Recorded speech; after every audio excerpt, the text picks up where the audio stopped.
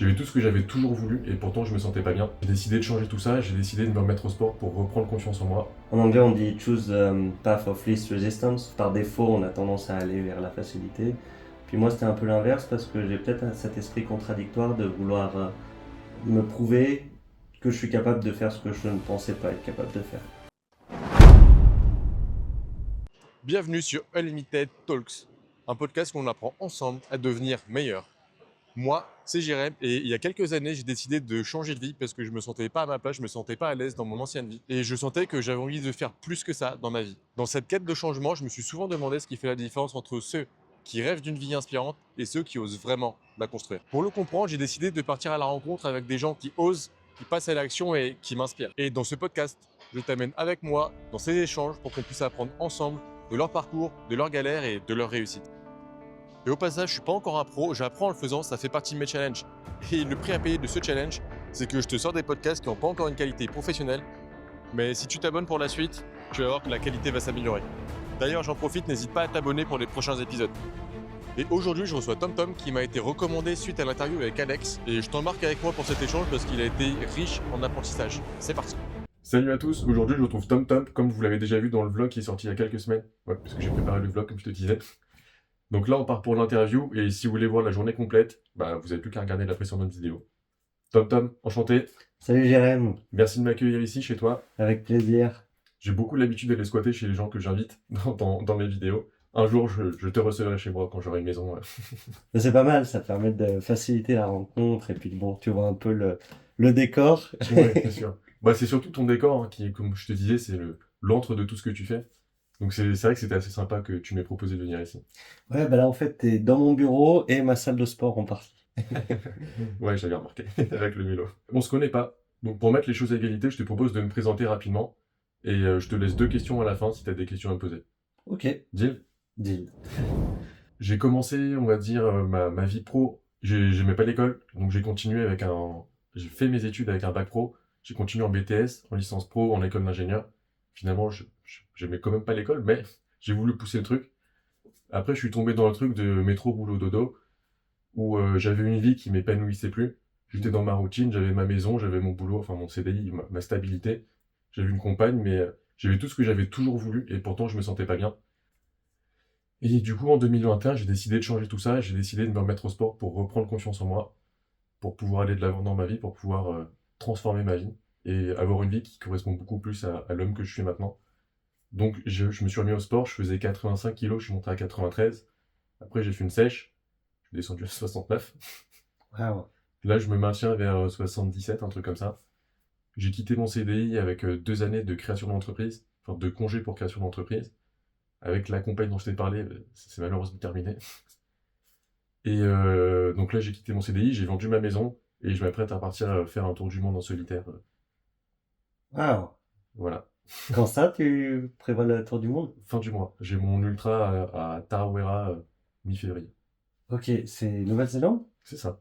C'est ça. Ok. Est-ce que c'est une des courses by UTMB maintenant? Absolument. J'en Ok. fais une à Tarawera du coup mi-février de 50 km et une de 100 km à côté de Sydney Ok, en mai. d'accord. Et ton tour du monde, il va te prendre combien de temps? Je sais pas. Tu sais pas encore, ouais, c'est pas mal ça. Je pars et je sais pas quand je reviendrai. Je sais pas comment je pars, je sais pas si je vais faire des allers-retours pour voir de la famille ou si je pars 6 mois ou si juste je fais un mois, je reviens. Parce que j'ai beaucoup voyagé ces temps-ci, comme là je fais aussi pour venir te voir en Suisse. Et je vois que la création de contenu, la création de mon business à côté, gérer les entraînements, c'est assez compliqué. Du coup, le voyage, c'est pas ma priorité par rapport à tout le reste, donc j'adapterai en fonction de. Oui, Donc je pars en test et puis on voit après. c'est une belle expérience. Ouais, quoi qu'il arrive, ce sera de belles expériences, ça c'est sûr. Génial. Trop cool. Bah, je te souhaite que ça se passe bien, Merci, c'est gentil. que tu nous envoies des nouvelles et puis que tu reviennes épanoui et plein de ressources après ce tour du monde. Ouais. Pour les nouvelles, tu pourras suivre ça sur Instagram, sur YouTube. Je t'invite à t'abonner si t'es pas déjà abonné. Trop bien, je regarderai ça. Ça marche. Alors, à ton tour maintenant, du coup, présente-toi en 1 minute. Oh waouh. Ouais. Comme toi, j'aimais pas l'école. Euh, mais en fait, finalement, la position que j'ai prise, c'est de prendre le chemin le plus difficile. Donc, les choses contraignantes, les choses dans lesquelles je galère ou je suis, oui, en difficulté, je suis pas bon, et ben, je m'oriente là-dessus. Du coup, fin du collège, je me suis mis dans mes études parce que voilà, je me suis dit au lieu de les subir, ça serait bien d'en faire quelque chose parce qu'il me restait encore le lycée et puis sûrement des études post-bac. Du coup, c'est ce que j'ai fait. Je me suis orienté ensuite en maths sup, maths spé, dans, si tu veux, les maths qui étaient justement la matière qui me demandait le plus d'efforts. Donc, je suis passé, si tu veux, de élève absolument non attentif et incapable de se concentrer à celui qui majorait toutes les classes, à celui qui voulait la meilleure école d'ingé. Et à la fin de mes études post-bac, ben, je me suis dit, ça s'est pas passé exactement comme je voulais. Et je voulais me remettre au sport que j'avais lâché. Alors, j'ai pas eu de. J'ai eu une enfance assez active où je courais à travers les champs. On était dans une ville un peu campagne. Je m'amusais beaucoup dehors, enfant. Ensuite, j'ai fait un petit peu de tennis et taekwondo, mais pas très investi, pas à un niveau compétitif, c'était plus récréatif. Et puis au lycée, j'ai plus vraiment fait de sport, pendant mes études post-bac non plus. Ce qui fait qu'en 2016, je me suis dit, allez, maintenant, c'est ce que je vais investir. Et comme dans chaque chose que je fais, j'y vais à 100%. Donc, j'ai commencé le sport en faisant tous les jours. C'était 13 entraînements par semaine à l'époque, en école d'ingé. T'es passé de rien à 13 par C'est semaine. ça. Donc, je me suis un peu cassé les dents, mais c'est comme ça que j'apprends. J'ai persévéré. J'ai pas diminué mon volume. Et je mélangeais déjà à l'époque, en fait, je cherchais un entraînement assez minimaliste. Donc, c'était course à pied parce que j'avais juste besoin de basket. C'était musculation au poids du corps parce que je pouvais faire ça à la maison ou dehors. Pompe, traction, dips, squat, fente. Et puis un petit peu de salle de sport parce qu'on avait une salle à disposition. En plus de ça, je faisais du vélo et de la boxe française parce qu'il y avait des cours avec l'école. Voilà, c'est comme ça que je suis tombé dans le sport et puis je pense que ça suffit comme présentation pour continuer. Et d'un point de vue professionnel, du coup, tes études post-bac, ça t'a amené où? Ouais, du coup, j'ai fait, je voulais l'X, Polytechnique, ne pas les autres, je sais pas si tu connais, j'ai eu Mhm. Centrale à la place. Donc, j'ai fait mes études d'ingénieur là-bas, ensuite à l'EPFL, ici à Lausanne. J'ai fait des études en ingénierie artificielle, tout ce qui était intelligence artificielle, data science, etc. Euh, donc, beaucoup de maths, d'infos, de physique, un peu de bio parce que j'ai repris un bachelor life science. J'avais quand même goût à essayer d'être complet. En fait, ça m'a jamais lâché, que ça soit dans le sport ou dans mes études. J'aime bien Je essayer vois de ça. développer un peu la palette. Et puis, ben, j'ai commencé à travailler il y a 4 ans maintenant. J'ai fait quelques années dans une start-up pour le suivi de santé des personnes âgées au domicile, Mhm. justement avec tout ce qui était modélisation et puis data science. Et depuis un peu plus d'un an, j'ai commencé un doctorat en sciences du sport pour la recommandation d'entraînement en trail running. Je fais ça avec l'Université de Saint-Étienne et Salomon. Ok. Voilà. Et du coup, Salomon te sponsorise Non, ou il je suis. finance Oui, il finance la thèse, exactement. bah, chapeau, très beau parcours. Merci. Au quotidien, tu travailles dans quoi? Du coup, je travaille sur mon ordi. Là, on est en train de faire une étude internationale sur les coachs des athlètes élites en trail running. Euh, L'idée, c'est à la fois de pouvoir publier cette étude afin qu'elle fasse avancer la science, qu'elle soit disponible pour tout le monde, euh, les coachs, même les particuliers, etc. Et en même temps que nous, elle nous aide à mieux percevoir quel est l'entraînement optimal, en tout cas celui qu'on peut optimiser, et puis comment ça peut aiguiller nos recommandations pour chacun, peu importe son niveau, comment il peut s'entraîner de la meilleure des façons. Donc de la meilleure des façons, ça veut dire sans se blesser, en ayant une certaine adhérence au plan d'entraînement. Un plan qui fonctionne, c'est un plan qu'on réalise et qu'on lâche pas en cours de route, etc. Et pourquoi faire la thèse que sur le trail running et pas sur la globalité de tous les sports que tu fais? Alors, j'aimerais beaucoup, mais je suis pas sûr qu'il y ait un labo qui soit intéressé pour un truc aussi grand. Et je Ok. suis pas sûr que ça soit faisable en 3 ans. Mais oui, ça aurait été intéressant de pouvoir tout intégrer. J'aurais bien aimé. Donc c'est plus une restriction On va dire, d'intérêt des gens qui auraient pu te ouais, c'est financer. plus une réalité de la recherche. Pour l'instant, il n'y a pas encore énormément publications ou de ressources pour l'entraînement hybride, ce qu'on va appeler concurrent training en anglais. Il y a quand même 2-3 recherches qui se font, mais t'as pas des labos entiers là-dessus, quoi. Tu as fait en sorte que ton métier puisse rejoindre ta passion du sport. Exactement. En fait, c'est ça qui a un peu aiguillé mon début de thèse, c'était de me dire, ben, le sport, jusqu'à maintenant, c'est ma passion, mais j'aimerais que ça devienne un peu plus que ça. Ça fait une très grosse minute de présentation, mais je l'entends Désolé, maintenant. je l'ai passé, ça risque d'être long. Ok. Donc comme je disais tout à l'heure, on se connaît pas beaucoup. On avait échangé un peu cet été suite à ton challenge des 100 km là, pour ton ultra hybride. Oui, Et avec c'était le million de kilomètres que tu voulais faire sur Strava. J'ai exactement. Ouais. contribué à ma petite échelle. Merci beaucoup. Le soutien a été vraiment touchant de voir autant de personnes se mobiliser pour la cause, donc c'est vraiment Ouais. chouette.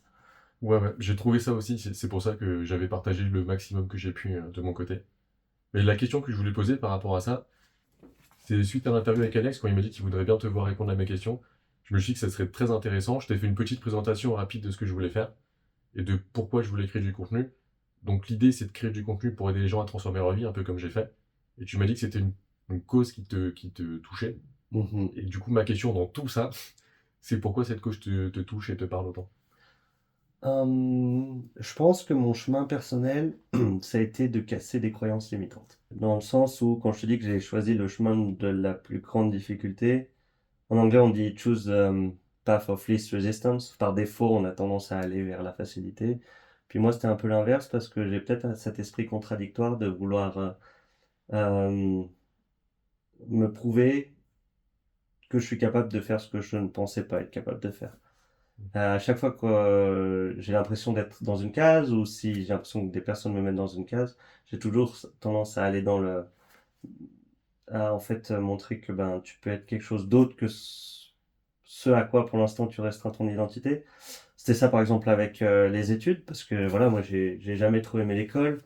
Je l'ai suivi pendant longtemps, j'arrivais pas à me concentrer. En fait, à part quand c'est une conversation comme on est en train de faire, une discussion, un cours magistral où quelqu'un s'adresse à une classe et les enfants sont censés rester assis et juste écouter, bah en fait, moi, c'est une sorte d'apprentissage avec lequel j'ai toujours eu du mal, quoi. Et voilà, je me suis dit, ben en fait, j'ai juste à, premièrement, essayer d'aimer apprendre à aimer, parce que ben, le fait de subir, tu es un peu dans une position de passive, et moi je voulais juste réussir à faire quelque chose de tout ce temps que je passais à l'école, au lieu d'être tout le temps dans mes pensées. Et puis, donc ça c'était un exemple. L'autre exemple, c'est par exemple le sport. J'étais pas particulièrement sportif, j'étais très mauvais en endurance. Quand je te dis très mauvais, c'est plus au niveau génétique. J'ai une enfance active, donc par rapport à mes camarades de classe, j'étais beaucoup moins sédentaire qu'eux. Malgré tout, en endurance, j'ai jamais été très bon. Par exemple, les crosses quand on était petit, bah, je finissais dans la deuxième moitié. Je sais que j'ai jamais eu de facilité là-dedans. Par contre, j'ai plus de facilité en puissance pour ce qui était sprint à la cour de récré. C'était là-dedans dans lequel j'étais à l'aise. Et du coup, je me suis dit, bah, voilà quelque chose qui va te donner du fil à retordre. Je pense que tu as beaucoup à apprendre euh, dans là où tu es en difficulté. Parce que en fait, il va falloir, que tu fasses preuve de résilience, de patience, de persévérance. Et comme tout va être plus dur pour toi que pour les autres, tu vas devoir trouver des clés. Là où eux, en fait, ils les ont peut-être déjà. Et je pense que c'est comme ça qu'on grandit, qu'on mûrit, qu'on se développe. Et pour moi, ça fait, ça fait sorte un peu de périple. C'est ce que j'aime. Les aventures, les périples, où tu as des obstacles tout le long du chemin. Et puis le but, c'est de t'épanouir à travers cette longue épreuve. Et puis de devenir une meilleure personne que ce que tu es actuellement. Du coup, pour résumer tout ça, moi, Avec mon quelques mots, idée, mais c'est un peu voilà, de casser ces croyances limitantes. Et toi, le fait de pouvoir inspirer, je pense que ça revient au même. Et quand on écoute ton parcours, tu as réussi à te donner confiance à travers le sport, à travers aussi ton changement professionnel, l'aventure que tu es en train d'entreprendre. Je pense qu'on a tous à en apprendre, et puis c'est quand même une des plus belles choses que de pouvoir réussir à faire naître cette flamme qui est la motivation chez les uns et les autres. Je reçois, hier encore, je recevais quelques messages par rapport au contenu, et des personnes qui généreusement disaient, bah voilà, merci beaucoup pour ce que tu partages.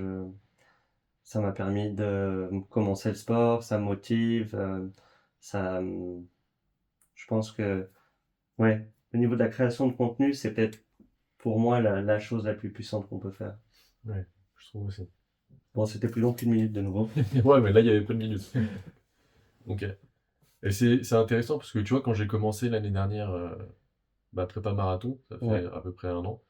Je t'ai pas dit mon parcours sportif, mais du coup, 2021, je me suis remis au sport. ok, Le 23 août 2021, j'ai fait 4 mois juste où je me redynamisais un peu, avec 3 ou 4 séances par semaine. ouais, 2022, j'ai fait une prise de masse. ok, C'est pour ça que je suis monté à 93, parce que je ouais, voulais ouais. pas redevenir skinny comme j'étais avant. Et ça aurait annulé l'envie que j'avais de mettre dans le sport. Mm. Et en 2023, j'ai pris un coach, Julien Cagliarini, je sais pas si tu connais. Non, ouais, C'est un bodybuilder, un ancien bodybuilder qui vit aux États-Unis. Il m'a dit, bon, bah, pour ta sèche, ce serait bien de faire du cardio, fais 10 minutes par jour. 93 kilos quand t'as pas couru depuis le collège.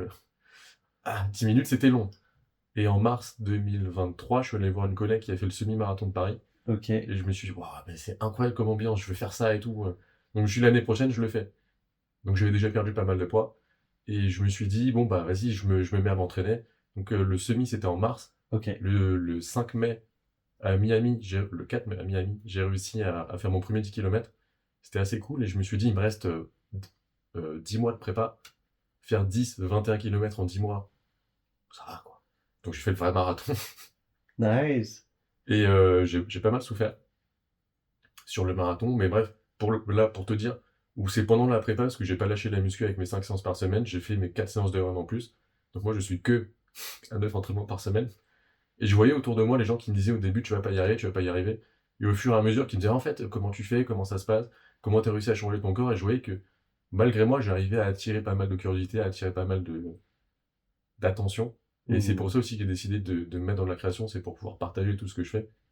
Parce que si ça peut en aider certains à se lancer, ne serait-ce que commencer petit comme j'ai fait, à faire 1 fois ou 2 fois du sport par semaine, ouais. ou ne serait-ce que compter un peu plus ses calories, ou se rendre compte que la maillot, c'est calorique, bah, je me dis que ça peut être intéressant de rendre l'appareil comme j'ai eu moi, qui m'a permis de me mettre au sport. Mm. Et je pense que c'est super important que tu dis de souligner que même 1 ou 2 séances par semaine, c'est très bien. Un supérieur à zéro, vaut mieux faire un petit effort, peu importe l'échelle qu'il est, que rien du tout.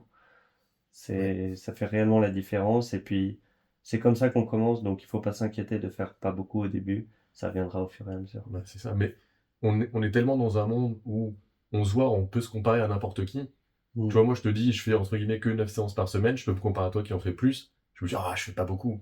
Mais si je me compare à moi d'il y a 4 ans, j'aurais jamais cru que je ferais tout ça. Tu vois. Ouais, Si tu m'avais dit il y a exactement. 4 ans, dans un mois, je vais faire un ultra de 50 km en Nouvelle-Zélande, je t'aurais pas cru. C'est ça, ouais. Je pense que la première personne à qui on peut vraiment se comparer, et qui- euh, dont la comparaison est bénéfique, c'est par rapport à soi. On peut se comparer aux autres, tu peux quand même avoir une émulation, une Oui, compétition saine, mais, euh, mais d'abord se regarder, bah, regarder qu'est-ce qu'on a fait les dernières années, et puis ouais, aussi accepter que chacun a son rythme. Comme je te disais, moi je suis mauvais en endurance. Moi, j'ai des potes en 1 année, ils ont fait la progression que j'ai fait en 4 ans, alors que je m'entraînais de façon, euh, on va dire, un peu plus intelligente, dans le sens où la charge d'entraînement était structurée, mm, je faisais une charge d'entraînement qui était au moins égale à la leur. Mais voilà, en fait, tu as des gens qui ont des facilités, et puis tu en as d'autres. C'est pas grave. Ce qui compte, c'est bah déjà, ce qui compte, c'est le chemin, c'est pas la destination. Et mm. puis ensuite, c'est le fait d'apprendre aussi pendant l'effort. Ouais, c'est ça. Puis comme tu dis, c'est de prendre du plaisir pendant le chemin, parce que tu vois, pendant le marathon, c'était pas le meilleur moment de toute la prépa, surtout les 15 derniers kilomètres quand j'arrivais plus à m'alimenter. Mais c'est tout le chemin que j'ai fait pendant cette prépa qui était assez incroyable au final, quoi. Exactement, ouais. Puis ça se transfère à beaucoup plus de domaines de la vie. C'est ça. Oui, parce que, comme tu dis, c'est le sport qui m'a redonné confiance, qui m'a permis de pouvoir lâcher mon CDI, qui m'a permis de pouvoir vouloir créer mon accompagnement en coaching et tout. Parce Hmm. que j'en rêvais, mais j'avais pas confiance en moi, et voir que j'étais capable de me réaliser à travers le sport, je suis, bah, si je suis capable de faire ça, en fait, le coaching, là, il y a la création de contenu, les voyages. Voilà, en fait, c'est possible, quoi. Ouais, ouais, ouais. Et c'est fou comme un petit élément peut faire un effet boule de neige comme ça. Ouais. Ben, c'est vraiment ce que j'entendais par casser un peu tes croyances limitantes, tes préjugés, tes biais. C'est on se rend pas compte à quel point on filtre la réalité par ce qu'on pense possible de faire. Généralement, la réalité est bien plus grande que. On a une marge de manœuvre beaucoup plus importante que ce qu'on imagine. C'est ça. Et c'est tout le but aussi, parce que je t'ai dit que je me suis lancé dans des ultras. En fait, si tu veux, je me challenge beaucoup. C'est d'ailleurs ma prochaine vidéo YouTube. Elle sera sortie quand l'interview sera sortie, mais. Et si tu veux, je me lance des challenges là où j'ai pas du tout le niveau. Mm. Comme le marathon, il y a 5 mois avant, je pouvais pas courir un marathon. Pareil pour mon ultra, j'en ai d'autres après qui arrivent. Et l'idée, c'est de me challenger pour me dépasser, pour atteindre ces objectifs. Tout comme dans le coaching, tu vois, là, je t'ai dit que j'ai quitté mon CDI pour création d'entreprise. Ouais. J'ai pas de chômage, j'ai pas d'autres revenus. J'ai des économies à côté, mais je vais les voir fondre. Donc je vais me dire, bon, bah, voilà, t'es dans les conditions, maintenant bosse, quoi. Et je me mets dans les conditions pour être challengé. Alors c'est intelligent, parce que c'est une année de création d'entreprise, donc je peux y retourner si jamais ça marche pas ou quoi. Ouais, Je fais pas de n'importe quoi non plus. Mais je me mets dans des conditions qui me permettent de me challenger et d'avancer Je vers la pense. vie que je veux. Ouais. Ce que tu soulignes là, c'est le fait d'avoir un environnement stimulant. Et pour certaines personnes, la stimulation, c'est euh, d'avoir des choses un peu, un peu folles à réaliser ou un peu des challenges dont on se sent pas initialement capable. Moi, en tout cas, je marche comme ça, par exemple. C'est dans mes études ou même dans le sport, quand j'ai commencé à m'entraîner, je me suis dit, bah, je vais faire un ultra. Alors que c'est pas la première étape. Mais c'est aussi bien de souligner ce que tu as dit à côté, c'est je fais pas n'importe quoi. Là, c'est 1 an de création d'entreprise, tu peux revenir si jamais tu avais besoin. Moi, c'est pareil, je suis quand même passé par les étapes nécessaires parce que le but, c'est pas non plus de se détruire et de. En fait, l'idée, c'est de pouvoir durer. Je pense que du moment que tu arrives à construire quelque chose de viable et dans lequel tu puisses te ressourcer, ben, c'est gagné. Ouais, je suis tout à fait d'accord avec toi. Mais c'est sympa de voir qu'il y a plusieurs personnes, parce que enfin, personnes qui pensent comme moi, parce que dans mon monde, dans l'entreprise où j'étais un peu un ovni, tu vois, parce que j'ai Ouais. beaucoup changé, et les gens ils me disaient, mais pourquoi tu fais autant de sport maintenant, je comprends pas, pourquoi tu fais tout ça et tout, mais Bah, tu remets en question en fait tout leur fonctionnement à eux, dans lequel ta pratique n'a pas de place.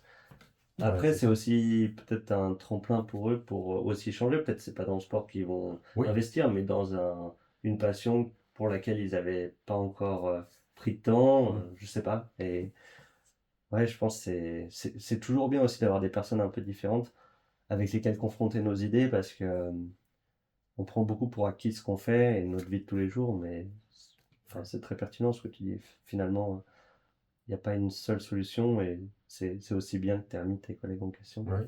Bah, il n'y a pas qu'une seule solution. Quand tu m'as dit l'entraînement qu'on allait faire après, je me suis dit, ouais, il n'y a pas qu'une seule solution. Pour moi, si tu veux, c'est mes sports, c'est bodybuilding, musculation vraiment, et run.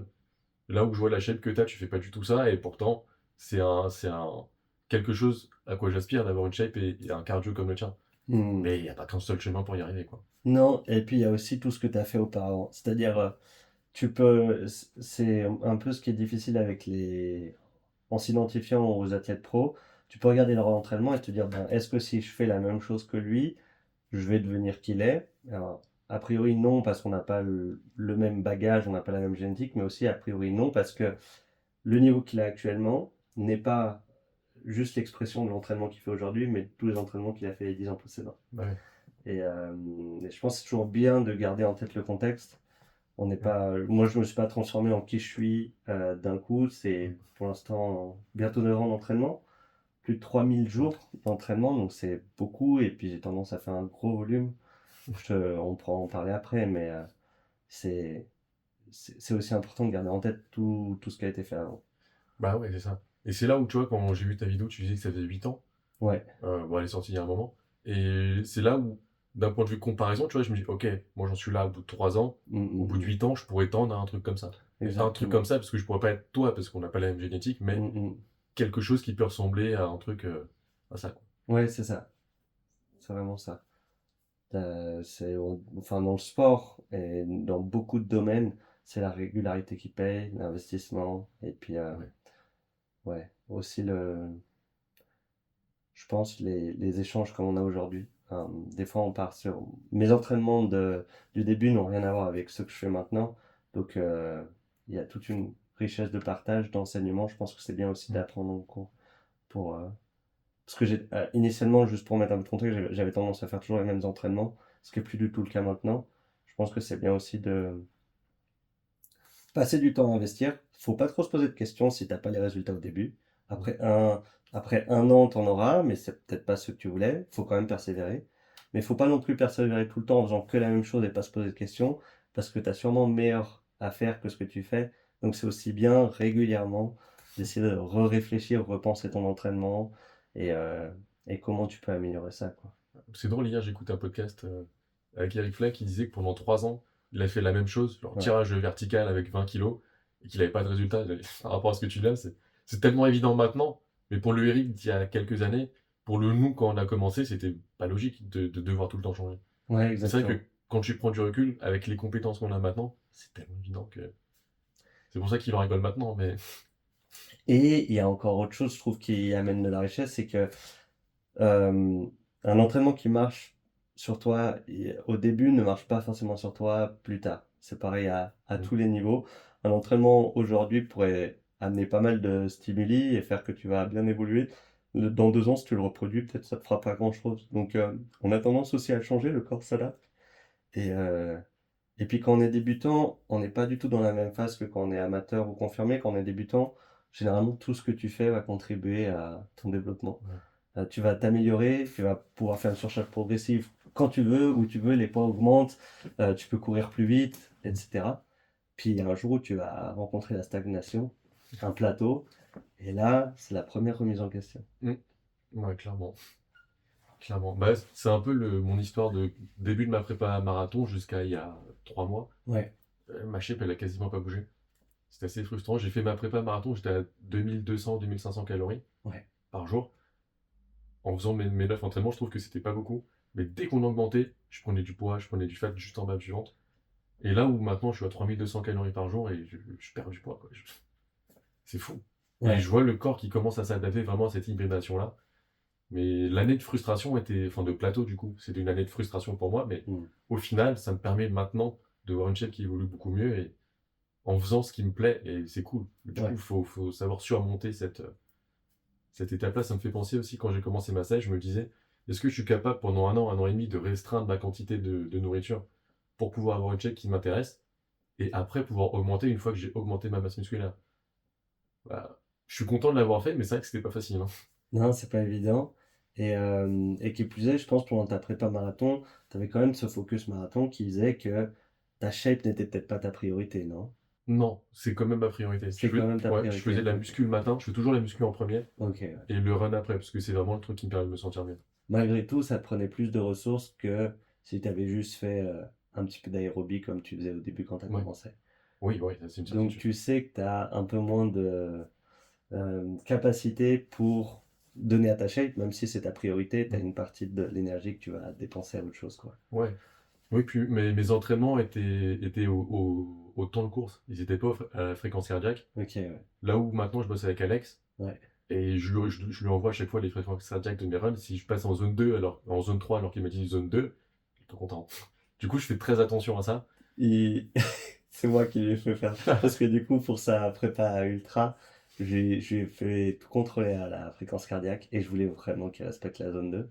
Je lui ai dit pas de fréquence au poignet parce qu'elles sont pas du tout fiables, en tout cas en moyenne, hein, malgré ce que peuvent dire les constructeurs pour l'instant. Par contre, fréquence avec l'électrode. Il est là déjà. Et je lui disais non, non, interdiction. Et je lui disais, si tu dois marcher, tu marches. Mm. Si tu dois t'arrêter, tu t'arrêtes, tu ne dépasses pas. Parce que, en fait, l'erreur principale que font la plupart des personnes en course à pied, surtout au début, c'est de ne pas courir assez lentement. Mm. Et du coup, de ne pas pouvoir faire suffisamment de volume. Moi, c'est par là que je suis passé. Je me suis entraîné essentiellement tout seul hein, pendant ces 8 années. Et du coup, quand j'allais courir, je faisais toujours la même boucle et je la faisais à fond. Ce qui n'avait aujourd'hui aucun intérêt. Mm. Bon, j'étais un débutant, donc ça avait quand même, à ce moment-là, je pouvais quand même progresser avec ça. Aujourd'hui, ça ferait pas du tout sens. Et si je devais refaire mes entraînements du début, ben oui, je courrais beaucoup plus lentement. Par contre, je ferais plus de footing et des séances à haute intensité. Ouais. Bah, c'est typiquement les entraînements que j'ai avec lui. Et c'est là où, tu vois, l'année dernière, pendant la prépa marathon, le pic de mes semaines, c'était 55 km. Mais je crois que j'étais la plupart du temps en zone 3 parce que je faisais que à l'allure et puis je me disais, ah, je peux faire un peu plus rapide et je faisais pas du tout attention à la fréquence cardiaque. J'avais les jambes, mais ça faisait mal. Et là, maintenant, je crois que j'ai fait 2 ou 3 semaines à 55 km. Ouais, Ça passe sans aucun problème, quoi. Après, il y a 1 an de plus de pratique, mais c'est vraiment, c'est magique, quoi. ouais, je confirme. Dans tout ton parcours sportif, pour quelle raison tu as voulu cette hybridation entre le cardio et la musculation? Donc il y avait plusieurs raisons. La raison principale, c'est que je voulais être complet. J'ai toujours eu, tu vois, dans mes études, c'était pareil. L'idée, c'était de développer chacune des matières, avoir le vin en fait partout, si tu veux, dans toutes les matières. Là, dans le sport, mon idée était un peu similaire. Je voulais pas m'orienter dans un sport spécifiquement, mais développer un peu tout. Le côté cardiovasculaire, le côté musculaire, le côté force, le côté puissance, etc. Ensuite, quand j'ai commencé en 2016, tout le monde disait que c'était pas possible d'être endurant et costaud ou fort. Et en fait, bah, j'avais à cœur de nouveau, croyances limitantes, prouver le contraire. Et puis, En 2024, il y en a encore beaucoup qui pensent ça, hein. ouais, mais quand même moins. Ouais. Ben, l'entraînement hybride en tant que tel est devenu un terme qui est quand même beaucoup Ouais, plus populaire qu'à plus l'époque. répandu. Et troisième et dernière raison, pour une question de santé, je pense que il y a beaucoup de personnes qui vont qu'à la salle et en fait qui sont en très mauvaise santé. On parle de fitness, mais en réalité, lorsque tu t'empêches de faire 20 minutes d'endurance pour ton tour de biceps, moi j'appelle ça plutôt du poison que du fitness, parce que bah, tu es sûrement en train de laisser... Ouais, c'est dommage de ne pas prendre soin de sa santé cardiovasculaire. Et réciproquement, les coureurs font assez peu de force, mais certains en manquent réellement. Mais c'est pas pour tout de suite, mais moi je le vois en tout cas avec les générations d'après, la force c'est ce que tu tends à manquer avec l'âge, sarcopénie, etc. Et donc je pense que c'est bien de faire attention, en tout cas de développer et d'investir chacune des composantes. Ouais, Voilà. ouais, je suis bien d'accord avec toi. Et au global, qu'est-ce que le sport t'apporte dans ta vie au quotidien? Hum, il m'apporte hum, beaucoup de sérénité. C'est-à-dire que je pense avec le travail et puis juste l'enfant que déjà j'étais, j'ai toujours eu pas mal de pensées en permanence dans ma tête et le sport, c'est le moment où je fais un peu le vide. Je me reconnecte aussi plus à mon corps parce que mon travail, mine de rien, c'est sédentaire, c'est pas physique. Travailler sur un ordinateur et réfléchir. Mais du coup, je laisse un peu de côté ouais, toute la partie physique et j'ai à cœur de réinvestir ça à travers le sport. Donc il me donne en fait, il me donne de l'équilibre. Et ça t'équilibre par rapport à quoi?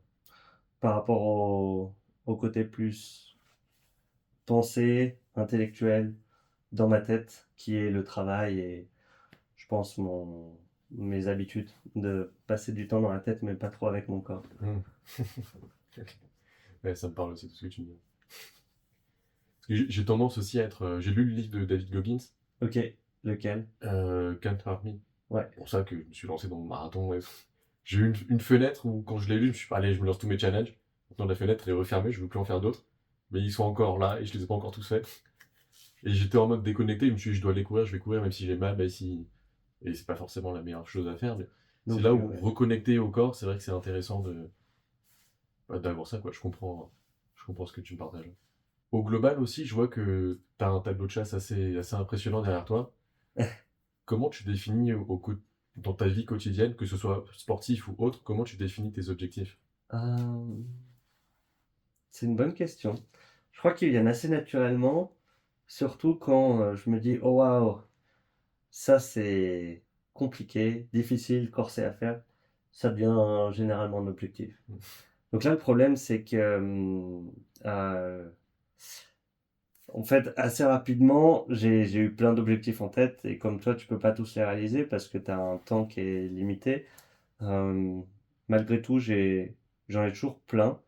Pour l'instant, je me suis spécifié un peu plus dans Aerox, qui est une discipline qui mêle course et puis exercice de fitness, exercice fonctionnel. Mais je sais que je vais pas me limiter à une seule discipline et sur mes heures perdues, sur mon temps libre pendant la off-saison, j'en profiterai pour faire des challenges que je considère. Ouais, je pense la première chose, c'est si je me dis, oh, je suis pas capable de le faire pour l'instant, c'est le premier critère. C'est que c'est bon, c'est le critère nécessaire déjà pour devenir un challenge. C'est pas suffisant, il faut qu'il y ait aussi, faut que ça m'intéresse.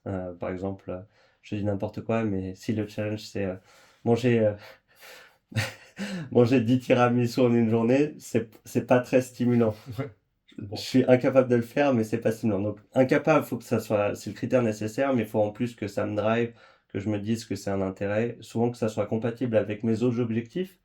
Et du coup, c'est pour ça, par exemple, les études, c'est finalement, je savais que ça allait avoir un intérêt pour mon futur, ça allait m'ouvrir des portes.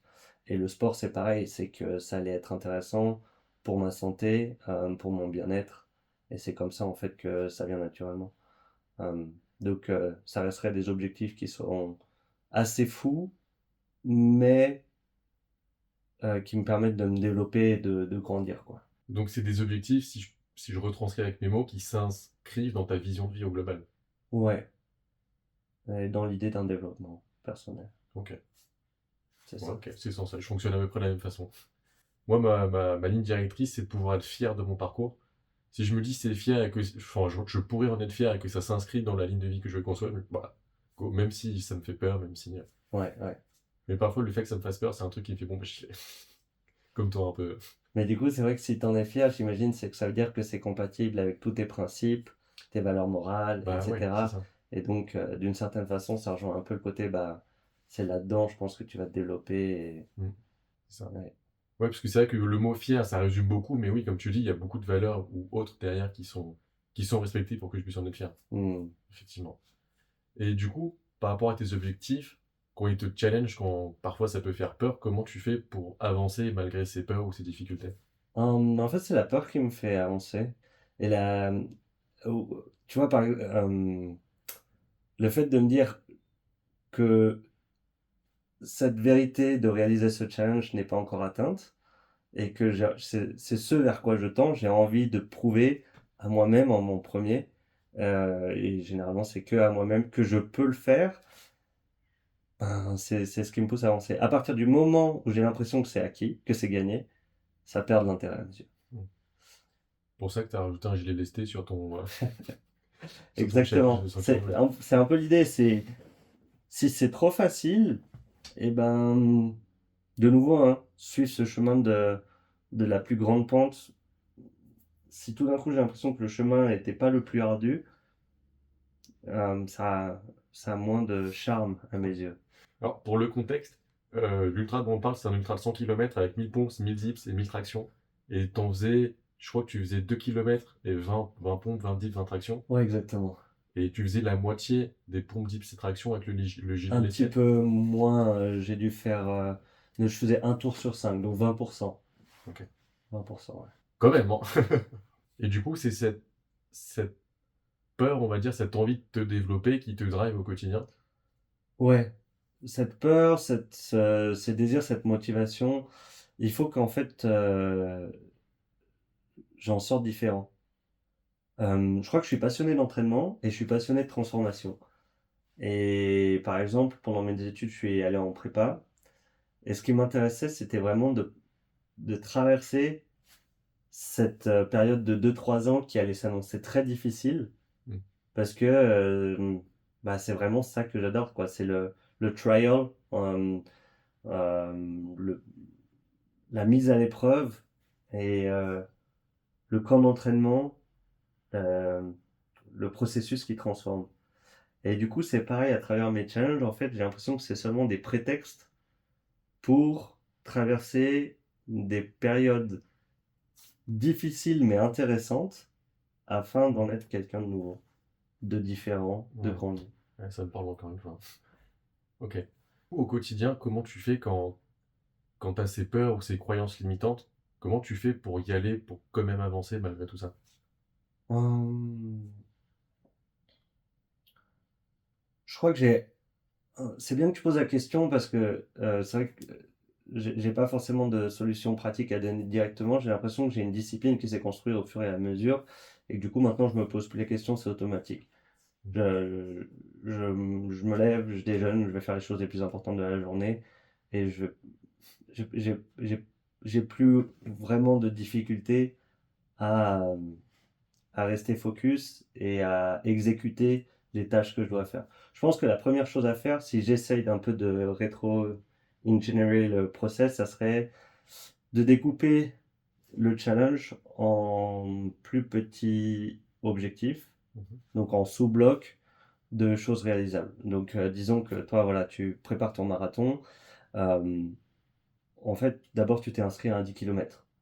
Alors, au début, tu savais pas que c'est pour ton marathon parce que tu avais visé un semi. Mais peu importe, c'est une sous-étape. Et j'imagine qu'après ton 10 km, tu as fait un équivalent d'un semi. Je sais pas si tu as fait un semi en compétition ou quoi que ce soit. Ouais. Non, le 10 km aussi, c'était à Miami, j'ai couru tout seul. Ok. Mais ouais, c'était des étapes Mais à voilà, franchir. c'est un milestone. Et en fait, tu te l'es fixé parce que tu savais que tu avais besoin de réaliser ça avant de réaliser la plus Ouais. grande. Donc, je pense que c'est la première chose, c'est des fois, le défi est tellement grand qu'on ne sait pas par quel bout le prendre. C'est bien d'essayer de réfléchir à comment on peut le découper en sous-étapes et réaliser ces étapes successivement, les unes après les autres. Ce sera la première chose à faire. Et ensuite, j'ai l'impression que c'est censé être naturel. C'est-à-dire que si ton défi, si tu as vraiment envie de le réaliser, tu vas trouver les clés, elles vont venir, tu vas savoir quoi faire dans ta journée et tu vas savoir ne pas te laisser distraire par les autres choses. Si ça vient pas tout seul, c'est peut-être que du coup, ce que tu vises est pas assez stimulant et pas assez motivant. Peut-être il faut que se poser un peu plus de questions sur le pourquoi, qu'est-ce que tu veux faire réellement, pourquoi tu as choisi ce défi, qu'est-ce qui transmet, qu'est-ce que tu y projettes, et peut-être tu as quelque chose encore de plus motivant à chercher. Euh, mais enfin, je sais pas si ça répond à ta question, mais je Aussi, rentre pas dans quelque chose de plus pratique que ça en tout cas. mais ça fait sens encore une fois, hein. Je vois qu'on est très similaires. Parce qu'au début, je cherchais simplement à me remettre au sport. Donc, tous les jours, moi, c'était les neurones miroirs qui m'ont beaucoup aidé. Je regardais des gens faire du sport Ok, et ça me motivait de ouf. Dans les jours où j'étais vraiment pas motivé, je la regardais peut-être pendant 40-50 minutes, tu vois. Je regardais des stories sur Instagram, des vidéos de gens que j'aime bien qui font du sport. Et ça me donnait envie d'aller en faire. Et au bout d'un moment, je me suis dit, bon, je n'ai plus besoin. Et ouais. après, c'est une habitude qui est venue, comme tu disais, avec la régularité. Mon corps appelait ça. Et quand j'ai passé de faire mes entraînements le soir à faire les entraînements le matin, le soir, même si j'avais déjà fait mon entraînement, mon corps à la même heure, il me disait, ah, c'est l'heure de bouger. Oui, C'est fou, hein. c'était inscrit dans ton horloge biologique. C'est ça. Je viens de penser à quelque chose que je faisais au tout début. C'était dans mes études. En classe prépa, du coup, je bossais un peu comme un fou furieux. Donc, c'était du 6h, 22h30. Et c'était du travail du début à la fin. J'ai jamais touché aux réseaux sociaux. Je suis pas allé au ciné. Je rentrais que pour les grandes vacances voir ma famille. J'étais vraiment focus dans mon truc. Aucune distraction. Pour te dire, pendant mes repas, j'écoutais la BBC pour améliorer mon anglais. J'avais peu d'interactions sociales, c'était vraiment une vie monacale de 3 ans, quoi. J'ai vécu dans un monastère que je me suis imposé tout seul, hein. Et un des trucs que je faisais, parce que j'aimais vraiment pas, en fait, comme j'ai du mal à me concentrer et que ça m'a toujours demandé un effort de travailler, c'était contre-intuitif. Mais du coup, le réflexe que j'avais, c'était si jamais euh, je mettais un peu de temps à m'y mettre parce que j'étais dans mes pensées, je me faisais un décompte de 3 secondes. Et aux 3 secondes passées, je commençais à travailler. Et en fait, j'avais cette espèce d'alarme interne qui disait oh oh, tu dérives, Mm. t'es plus concentré. Et j'avais ce décompte et ça me remettait toujours dedans. Donc, comme quoi, ça rejoint un peu ce que tu disais au début, c'était pas enfin, naturel, c'était pas inscrit dans. J'étais pas vraiment à l'aise pour être tout le temps concentré, mais en fait, c'est quelque chose que j'ai réussi à aiguiser au fur et à mesure en me forçant et en me laissant seulement 3 secondes de répit lorsque je perdais le fil un peu du truc. Je pense que ça peut être appliqué au sport ou à d'autres choses, Mm. ou si tu sens que t'es pas en train de faire ce que tu dois faire, ok, et ben t'as 3 secondes pour t'y mettre. Ouais. Mais c'était une sorte d'ultimatum, c'était pas, il se passait rien si pendant les 3 secondes je le faisais pas, mais en fait, dans tous les cas, j'y arrivais. Donc c'était vraiment, je pense, une sorte de reset en me disant, allez, faut s'y Mm. remettre. Ouais, c'est en fait, tu as trouvé la clé, comment j'ai trouvé la clé qui te permet d'avancer vers la vie que tu veux construire. Ouais, Et tu sais qu'en faisant ça, petit à petit, au global, tu avances vers tout ça. Tu poses une brique après jour ouais. et tu construis ton royaume, quoi. Mais c'est ça, en fait, maintenant, comme tout fait sens dans ma pratique, que c'est vraiment quelque chose que j'aime faire, dans lequel je m'épanouis, j'ai aucune réticence à... En fait, j'aime l'entraînement, quoi. Donc, Ok. spontanément, je vais y aller et je suis content. Je vais toujours avoir un peu d'appréhension avant une séance très dure où je sais que je vais me mettre dans le mal parce que bah, on est dans la période où on est 2 semaines avant la compétition, c'est la plus grosse des séances, faut y aller et on va rentrer dans enfin, une certaine forme de douleur. Oui. Mais malgré tout, je suis content d'aller la faire et je suis content de l'avoir réalisée. Donc, Mm. euh, je pense plus on arrive à rendre l'objectif, les challenges et la pratique compatibles avec bah, qui on a envie d'être, et plus ça va devenir naturel de le faire. Ouais, c'est intéressant ce que tu dis, parce que, tu vois, autant je te dis que la musculation, c'est une priorité, puisque ça me permet de me sentir bien dans ma peau et d'avoir confiance en moi, autant la course à pied, c'est un truc, genre, ça m'irrite le poil. C'est pas un truc que j'apprécie énormément. Par contre, je sais que à chaque fois que je rentre d'une de mes séances, j'ai cette fierté-là de me dire, ok, j'avance vers l'objectif de mon ultra, parce Hmm. que faire un ultra, c'est hyper stylé pour moi. Et tu vois, hier, j'y suis allé, il y avait du vent, il pleuvait à torrent et tout, mais c'était cool, tu vois. Parce que je sais que le run, je le fais pour me challenger, pour construire cet esprit-là, cet état d'esprit-là qui me permet de pouvoir quitter mon taf, pouvoir partir en voyage tout seul. Et c'est petit à petit comme ça que j'ai réussi à me construire en allant chercher cette fierté qui vient après, c'est encore le plaisir différé, quoi. Ouais, Plutôt que de chercher un pic de dopamine en regardant Insta, je vais le chercher en travaillant sur moi, à travers un effort beaucoup plus important, mais qui au final me récompense de façon beaucoup plus importante aussi. ouais. Et je pense avant totalement ce que je dis. Avant, je présentais, je souhaitais apprendre à aimer Mm. l'école que j'avais jamais réussi, avec laquelle j'avais jamais réussi à accrocher. Là, c'est un peu pareil. Toi, dans ta pratique, la pratique elle-même te fait pas plaisir, le résultat, oui. T'as juste ce bridge, ce pont, et en fait, tu dois traverser un truc que t'aimes pas trop entre pour réussir à avoir ce que tu veux. C'est ça. Mais il y a un moment où euh, l'objectif sera tellement important, où tu seras tellement passé par ce chemin de je passe par la course que j'aime pas trop pour être content de ma séance, qu'à la fin, ta pratique, tu vas directement l'associer avec le plaisir en lui-même, de te réaliser, de devenir qui tu es, de réaliser cet ultra qui est stylé. Et il y a un moment, les deux ne font plus qu'un, et en fait, tu kiffes ta pratique. Bah ouais, Et c'est c'est ça. ce que je veux dire par apprendre à aimer, c'est que des fois, il y a des choses super contraignantes et qui t'intéressent pas du tout, mais tu as besoin d'y passer, ou bien parce que tu es contraint, tu pas trop le choix, ou alors parce que justement c'est l'objectif à la fin qui t'intéresse, et ben il est totalement possible de réussir à aimer ça. Un peu comme peut-être les légumes, la plupart des personnes n'aiment pas trop, mais je suis convaincu que si elles savent tous les bénéfices que ça leur apporte, elles peuvent kiffer les légumes. Ouais. Et moi, c'est l'alimentation, je pense, c'est pareil. J'ai une alimentation. Les gens sont assez surpris de voir à quel point j'ai aucune difficulté à manger équilibré et en grande quantité, de manger beaucoup de légumes, de manger pas de plats transformés, pas de cheat meal, rien. Mais parce que pour moi, le pouvoir d'une nourriture saine est tellement important que même si initialement au goût ça m'attirait pas, je l'ai trop associé à une valeur saine que maintenant en fait je trouve ça super bon. Mais c'est drôle, je suis exactement pareil. Moi, Ok. je mange du riz blanc avec du poulet pas mariné, rien, et je trouve ça hyper bon, tu vois. Je suis best moment de ma journée, quoi. Et ouais, les légumes, j'aimais pas ça, mais j'ai fait une sèche. Les légumes, c'est le truc que j'avais à volonté. Maintenant, je peux t'en bouffer des kilos et des kilos. C'est la vie pour moi, les légumes, maintenant. Bah ouais, ouais, ouais, non mais c'est ça, et c'est là où tu te rends compte qu'en fait tu peux vraiment resetter. Des fois on dit c'est les goûts et les couleurs. Ben oui, mais en fait même les goûts et les couleurs ça s'influence Ouais, en c'est ça. fonction de ce que tu veux être, ce vers quoi tu tends. Mm. Ça s'influence, ouais, mais faut que ça s'influence, enfin, à mon sens, que ça s'influence en fonction de ce que nous, on veut devenir, tu vois, qu'on Oui, l'influence de l'intérieur. Pas qu'on exactement. se laisse influencer de l'extérieur. Oui, oui, alors c'est vrai que Mais, ça va dans des deux sens. ouais, mais à partir du moment où on a cette flamme intérieure qui nous dit, je fais 93 kilos, j'ai envie de courir un marathon, on va le faire. Ouais. Par contre, s'il y a un gars qui veut nous dire, ah, tu fais 93 kilos, cours un marathon, tu seras plus fin. Non, ça n'a pas sens. Mais c'est ça, finalement, dès que tu as la passion, c'est ce que je voulais dire un peu par le fait que tu vas trouver les clés. Tu me demandais tout à l'heure qu'est-ce que tu mets en place. En fait, si tu as quelque chose qui te drive vraiment, et je pense que c'est la première chose sur laquelle travailler, c'est qu'est-ce que tu as envie de faire, qui est-ce que tu as envie d'être, qu'est-ce que tu as envie de créer. Et à partir du moment où tu sais ça, et ça devient plus clair, et ben le reste, ça va dérouler. Parce que tout le moteur sera là, tu auras la flamme, tu auras l'énergie, tu seras peut-être fatigué, tu seras peut-être pas dans de bonnes conditions, mais comme il y a quelque chose qui te drive, qui te fait plaisir et que tu veux vraiment, et ben le reste, ça viendra de soi, quoi. Et c'est là où, tu vois, là on est début janvier, on Ouais. regarde de bonnes résolutions.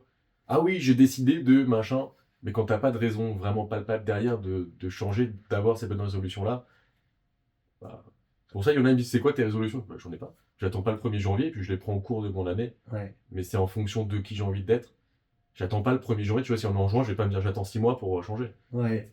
Je En le fais, fait, et puis je pense ce qui marche pas trop souvent, en tout cas j'ai l'impression, c'est que les gens le voient comme un devoir, c'est-à-dire au moment de la nouvelle année, ils se sentent obligés ouais, ils se sentent responsables de devoir réaliser quelque chose. Euh, Moi je pense que la meilleure des manières, c'est, une fois que tu as trouvé ce que tu veux faire, c'est de construire un petit régime dans le sens fonctionnement, habitude, que tu peux faire tous les jours ou au moins régulièrement et qui soit viable. hmm. Euh, c'est que ça soit pour le sport, que ça soit pour l'alimentation. euh, Ceux qui se lancent souvent dans des diètes assez strictes, ben, alors ou bien ils considèrent que c'est ponctuel et dans ce cas, ok, mais généralement, ce que je trouve le plus sain, c'est de trouver quelque chose qui est doux mais durable sur le long terme. Et ça se trouve, au fur et à mesure, ça te sera plus facile d'intégrer des aliments équilibrés, tout ça, et du coup, ça te coûtera moins, et du coup, tu pourras faire encore plus attention. Le sport, c'est pareil. Mieux vaut que tu commences à faire tous les jours, je dirais 10 minutes, et que ça devienne une habitude, et que ça te coûte pas grand-chose, et que tu puisses ensuite augmenter à 20 minutes, plutôt que de dire, bah voilà, je vais faire 1 heure 4 fois par semaine, mais qu'en fait, ça te coûte trop, et tu lâches, et ensuite, tu n'arrives Ouais. plus à continuer, Je suis quoi. d'accord. Pour moi, en sport ou dans tout ce qu'on veut entreprendre, la progressivité, c'est le maître mot. Ouais, Que ce soit dans le sport, je sais pas, tu veux te mettre au violon, au piano, peu importe. Progressivité, c'est le truc qui te permet de durer sur le long terme. irrégularité, ouais. Ouais, enfin pour moi, la progressivité entraîne la régularité. À vouloir faire trop d'un coup, tu vois, à vouloir faire 13 séances d'un coup, Ouais, ouais. et ben y a pas beaucoup de gens qui vont réussir à le faire. Hmm. Il y en a certains pour qui ça peut marcher, effectivement, mais la majorité des gens, dont j'ai fait partie, jamais de la vie on peut faire un truc comme ça, quoi. Ouais, ouais, ouais. Et tu vois, là, ça fait 3 ans et demi que j'ai repris le sport, et je suis à 9 entraînements. Je pourrais monter plus, probablement, mais pour le moment, je n'en ai pas ce besoin. Hmm. Mais si j'avais commencé comme ça, avec mes 9 entraînements là, j'aurais même pas fait une semaine. Ouais, J'aurais pas pu, clairement. J'avais pas les conditions physiques pour le faire, en fait, c'est pour ça. Et c'est j'avais pas ça. à l'époque ce truc qui m'animait, que j'ai aujourd'hui.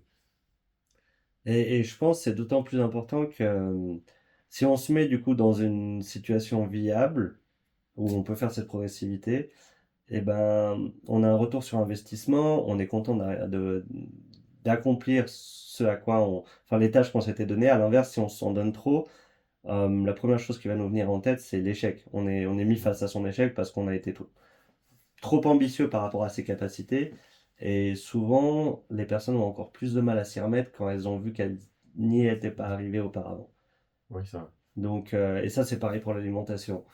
Donc, mieux vaut faire les choses petit à petit, mais s'y tenir que beaucoup d'un coup et ensuite complètement lâcher, quoi. Ouais, ça me fait penser aussi que on nourrit ce qu'on voit de nous. Si on voit qu'on est chaud, on va nourrir ce côté-là où on n'y arrivera pas. Mm, Alors qu'à être progressif, on va nourrir le côté de je suis capable de. exactement. Ce Et qui c'est t'a vrai donné que. confiance au Voilà, début c'est avec ça. le sport, qui fait qu'aujourd'hui, tu as pu continuer et progresser ainsi. C'est ça. C'est très intéressant comme discussion. Je pensais pas du tout qu'on allait aller par là, mais j'aime beaucoup. Je parle un peu de tout, moi. Bah, c'est cool, hein. Mais la ligne directrice est quand même suivie, je te Ok, rassure, hein. parfait. J'ai vu récemment que tu as sorti une vidéo sur ton Aerox à Melbourne. Ouais, Donc, vous avez fait la première compétition le premier soir. Vous n'avez pas fait le temps que vous non, vouliez. Vous êtes ouais, arrivé 8e, je crois. ouais, c'est ça. Qu'est-ce qui a fait que vous vous êtes dit, bon, allez, il y a une place demain, on s'y met et on va tout déchirer demain. Avec cet échec-là qu'on vient de dire, on nourrit ce qu'on voit de nous. Euh, je pense que on était frustrés de comment s'était passée la course la veille, parce qu'on a une station qui a été beaucoup plus difficile que ce qu'elle était censée être, et était aussi plus difficile que celle que les autres ont eue. Bon, généralement ça se passe pas. Je tiens à dire quand même que Aerox c'est un bon taf dans le sens où ils essayent de bien uniformiser les épreuves et que les épreuves soient les mêmes pour tous les participants du jour J. Maintenant, voilà, il y a encore quelques petits pépins, et puis là, on a eu un pépin avec un chariot à tirer, le sled pull. Du coup, on l'avait en travers de la gorge parce que Melbourne était un gros investissement pour nous, qui était en termes de finances, en termes de temps, en termes d'énergie. C'était une des courses qualificatives pour intégrer l'Elite 15. Et pour ça, il fallait faire podium. Et le podium, c'est globalement joué là-dessus. Alors, on ne dit pas qu'on aurait gagné si on n'avait pas eu ce problème, mais on a bien perdu plus d'une minute, plus on perd d'un flux nerveux à tirer comme une brute sur un chariot qui avance pas, plus le contact avec la tête de course. Et à la fin, l'équipe numéro 3 est à 1 minute 30 de nous. Donc on savait qu'on avait dans les pattes ce podium, cette qualification. Et ouais, suite à ce problème, on l'a pas eu, donc on était bien déçus. Et du coup, on avait à tâche de mieux faire le lendemain. Alors, c'était sur un coup de tête où on s'est dit, on appelle Aerox Australia, on regarde s'ils ont des places pour aujourd'hui. C'était le dimanche matin. Et ils nous disent, oui, oui, on a une place, venez, vous avez une course dans 1h50. Et du coup, on a avalé rapidement les Vitabix, on a couru à la compétition et puis on a pris le départ. Ok. Et alors, je crois que je me suis endormi avant la fin de la vidéo, ça a donné quoi? Du coup, on a gagné cette compète. On a fait le deuxième temps français all-time ranking et puis le 23e temps mondial. Donc on était contents. Malgré tout, ça ne nous donne pas la qualification qu'on était venu chercher, qui était pour la course de la veille, le samedi. Mais on était quand même satisfait d'avoir pu se donner et réaliser une bonne course, quoi. Et le fait d'enchaîner les deux comme ça, une le samedi après-midi et une le dimanche matin, d'un point de vue physique, vous pensez que vous auriez pu faire mieux le dimanche matin s'il n'y avait pas eu le samedi ou il n'y a pas eu trop Alors, d'influence? oui, je pense que dans tous les cas, si tu veux faire une bonne course, t'es pas censé te donner 100% la veille. Donc globalement oui, et en même temps c'est la course de la veille qui nous a motivés à tout donner de nouveau le dimanche. Donc au niveau émotionnel, on était aussi peut-être plus investis le dimanche. Maintenant c'est sûr que si on voulait optimiser la course du dimanche, on n'aurait pas fait la course du samedi. De ce que tu me dis là, en fait, le mental pour moi prédomine sur la physiologie. Oui, je pense Si- ouais. qu'on attribue énormément. Alors, ça, en fait, c'est difficile. C'est comme quand on dit combien de pourcents est à donner sur l'alimentation, le sport et puis le mental. Je pense que tu dois donner 100% dans tout. Et tu peux pas dire, ah, ce résultat, il a été obtenu pour 80% de physiologie, 10% de mental, 10% d'alimentation. Je pense que euh, la régularité et l'entraînement, ils font vraiment la différence au long terme. C'est-à-dire, si tu veux réaliser ton marathon, t'as beau y aller au mental, si t'as pas fait tous tes entraînements, tu pourras pas le réaliser. Tu pourras le faire en marchant peut-être, mais tu pourras pas le faire en courant parce que en fait ta mécanique, ton châssis, ton squelette, il n'a pas été entraîné pour absorber cette charge mécanique. Donc il y a quand même une réalité physique où il faut que tu t'entraînes. Au long terme, c'est la physiologie qui va prédominer. Maintenant, par contre, le jour J, au niveau de la performance, je pense que c'est le mental qui est le plus important. C'est pas grave si tu es 10% moins entraîné que ton concurrent, si tu arrives à faire vraiment la différence au niveau du mental et à tout donner. Mais tu peux pas y aller juste au mental et au talent sans t'être entraîné. Ouais. Je sais pas si mon propos est clair, mais Si, il si, faut les deux, quoi. J'ai un truc dans ma tête qui me dit ouais mais Goggins il avait fait 160 km sans entraînement, mais vu l'état dans lequel il a fini, j'ai pas envie de faire ça. Ouais, alors c'est exactement là où je veux en venir. C'est bon, Goggins, il est quand même passé par l'armée. Et Ouais. puis il avait tout ce passif où il s'est mis à courir. Enfin, au début il était obèse, ensuite il a commencé à marcher, ensuite il s'est mis à courir. Donc il avait quand même un certain passif. Mais c'est vrai que quand il a fait son premier 100 miles, il avait vraiment pas beaucoup d'entraînement de course à pied. Il faisait surtout de la musculation et il avait fait l'armée, donc il avait toute cette partie résilience, résistance à la douleur, etc. Sauf que Goggins, quand il s'est forcé à le faire, il s'est cassé en deux. Et il a eu beaucoup de pépins, généralement dans ces challenges. Il a eu des problèmes de reins. Il a eu des problèmes, il a eu des fractures au pied. Et aujourd'hui, il traîne quand même pas mal de casseroles. Il a eu des problèmes au genou qui font qu'il est en partie embêté, on va dire, par ces folies d'avant, quoi. Ouais, ouais, je comprends. Je comprends. Mais ton mental, il te permet de finir quelque chose, mais si tu veux performer, parce que Goggins, en fait, il est très bon au niveau mental, mais il s'est pas orienté vers un sport spécifique pour être athlète pro ou quoi que ce soit. Et à ce moment-là, tu as besoin d'avoir un entraînement beaucoup plus structuré. Oui. Euh, Moi, j'ai dû un peu faire la transition où, à la Goggins, j'étais un peu plus à faire des challenges par-ci par-là. Mais si tu veux performer dans un point précis, il y a un moment, il faut que tu te concentres. Et il faut que tu structures ton entraînement, il faut que tu le planifies de manière intelligente, il faut que tu gères ta charge, et il faut que tu sois peut-être un peu moins fougueux et un peu plus euh, Réfléchis. ouais, investi vraiment dans ta pratique. Là, je quitte totalement le monde du mindset, quoique. Je vois que tu fais énormément de choses. Donc, tu as des grosses charges d'entraînement, tu fais de la création de contenu, tu as ta vie familiale, tu as ton boulot. Comment, au global, tu arrives à t'organiser pour gérer tout ça? C'est la course tous les jours. C'est difficile de tout faire rentrer dans la journée. Malgré tout, pour moi, c'est important de tout rentrer dans la journée. Donc, pour te dire, par exemple, quand j'ai commencé le sport en 2016, j'avais, il était nécessaire pour moi de faire ma séance. Un peu comme on disait, qu'est-ce que tu mettais en place? J'avais cette priorité dans ma tête de dire, il faut que je fasse ma séance aujourd'hui. Et même si la journée était extrêmement chargée, on avait beaucoup de boulot, et ensuite j'avais quelque chose qui était prévu avec les copains ou la famille, et que je rentrais tard le soir, ça m'est arrivé de rentrer à 3 heures ou 4 heures du matin, je devais faire la séance. J'avais un peu cette obligation quotidienne. Donc, de nouveau, c'est naturel pour moi de me dire, il faut que j'arrive à tout faire. Maintenant, c'est vrai qu'en termes d'organisation, c'est pas toujours facile.